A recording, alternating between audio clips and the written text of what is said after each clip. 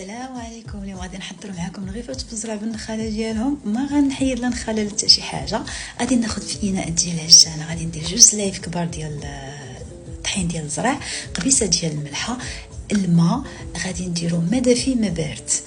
دابا غادي نبدا نعجنو، غادي نضيف شويه بشويه الماء حتى كتجمع معايا العجينه مزيان، ولكن ما كنخليهاش حتى كتبدا تلصق، يعني ملي كنعطيها الماء الكافي ديالها اللي غادي يقدها. فهاد اللحظه هذه انا كنقيس العجينه، الا جاتني رطبه كيف ما كتشوفوا بحال هكذا راه نجحت معايا العجينه، وغادي تعطيني الزرع، غادي يعطيني الورقه، وغادي نخدمهم مزيان، ما غادي يتقطعوا مع حتى شي حاجه.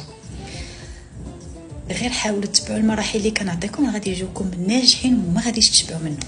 فهاد اللحظه هذه غادي نحيد من بعد ما خليتهم مرتاحوا واحد 10 ديال الدقائق، غادي نمشي غنحطهم على سطح العامل من بعد ما درت شويه ديال الزيت، وغادي نقطعهم ديبول. كيف ما كتلاحظوا انا غادي ندير اليوم ديبول اللي هما شويه كبار على حسب الطلب ديال مالين الدار، بغاهم شويه يكونوا كبار الكاسكروط.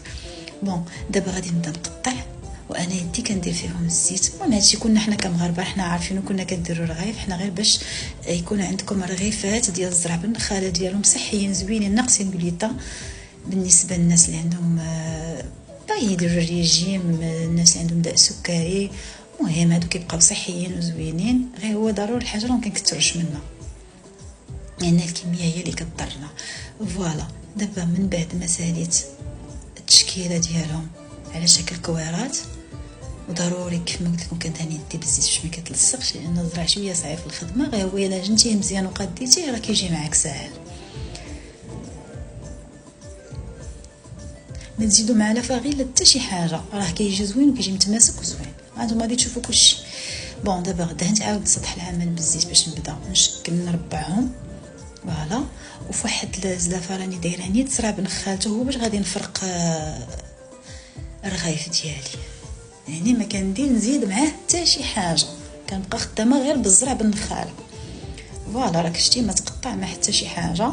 دابا غادي ندير الزرع نيت من خالته وغادي نبدا نربعهم. فوالا بهذا الشكل هذا،